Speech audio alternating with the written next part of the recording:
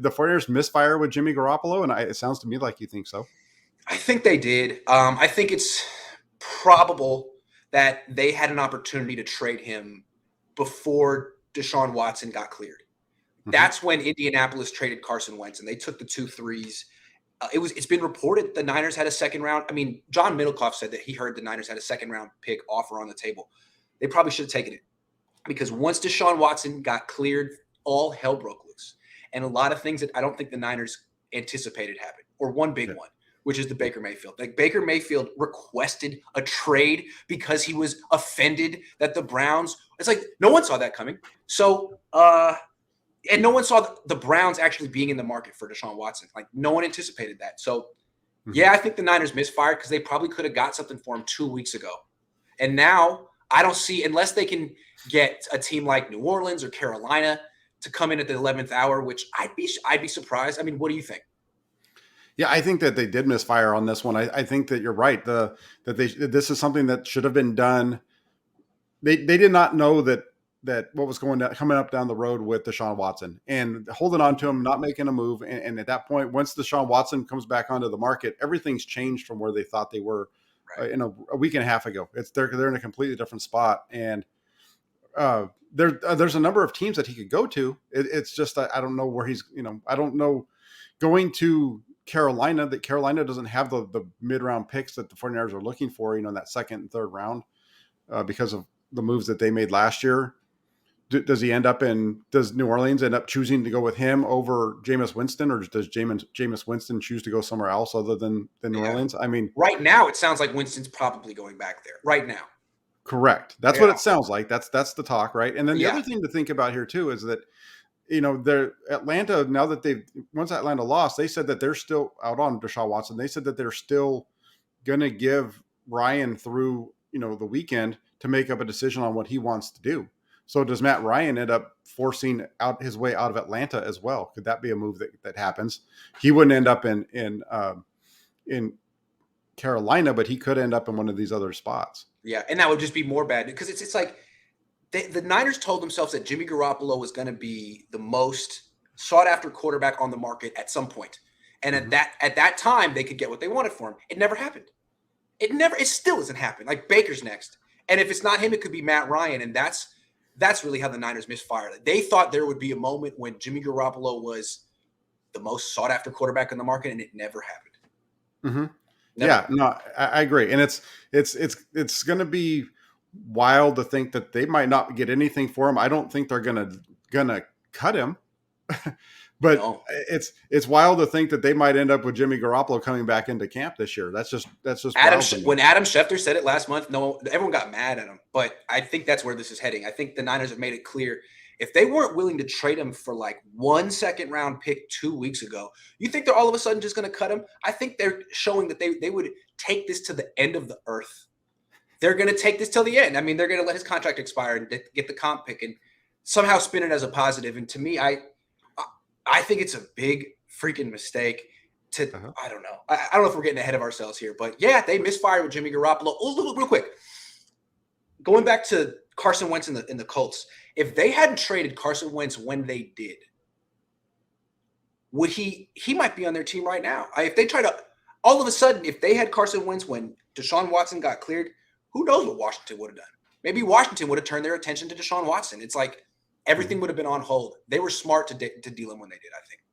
Yeah, no, they got ahead. They were out there ahead of the curve. Sometimes, it's better to strike first than later. That's, Bill Walsh did that on the football field all the time. And you do it a lot of times in the draft as well. Nobody would have an idea what was going on. And he'd make all these moves. And next thing you know, he ends up with a boatload of picks and has a great draft like he did in 86 and so on and so forth. But yeah, it's a tough situation for the 49ers to be in with Garoppolo. I've been trying to be patient with the whole process, we go through our film breakdowns of Jimmy Garoppolo, right? And I always talk about how instead of getting upset with a missed throw in the beginning of a drive, it's like, let's see how this thing finishes out before we just crushing him in the first quarter. Yeah.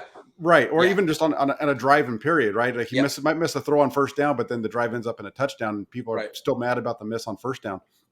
And that's true. So I've been trying to keep that mindset as we've gone through free agency and really, I've been struggling with that today with everything that's been going on, because I just don't see a way that they're going to get out of this with Garoppolo, moving Garoppolo. And maybe they don't need to get the money for him. At this point, Yeah. maybe they don't need to, because maybe they don't have anywhere to give the money anyway. I think what's troubling about this is that it's so obvious that they miscalculated. Like they thought they didn't see this Baker Mayfield thing coming. They thought they had Indianapolis. They thought they had the leverage, and now it's like Indy. Oh my God, would you take it for a sixth? Please take Jimmy Garoppolo. And they're like, actually, we're going to go for Baker. And that's the tables turned in a way that the Niners didn't. That's troubling from a fan's perspective. Like your plan was just blew up in your face, and so now you're going to go to some plan B. And it could be even better. Maybe plan B is better than plan A, but it's not what you wanted to do. And how are you going to sell it? How are you going to spin it? It's very interesting, because I think he's coming back on this team. And if he comes back on this team, that means he's probably starting. And that means you're just going to run it back from last year without Laken Tomlinson, without DJ Jones, without Jaquaski Tart. Yes, with Charvarius Ward, but I'm not sure this team is better than it was last year. And very, very strange. This could be a weird year.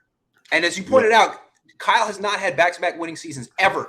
So this could be like 2020 all over again. Oh, it really could, and especially when you start. It's funny because before the Deshaun Watson thing went down today, I was looking at their schedule, and when it looked like he was going to go to Atlanta or New Orleans, because the 49ers play both those teams next year. When you start to look at the quarterbacks that the 49ers have on their schedule for the home games in particular, they have that's a brutal home schedule when it comes to the quarterbacks that are going to be coming into Levi's this year.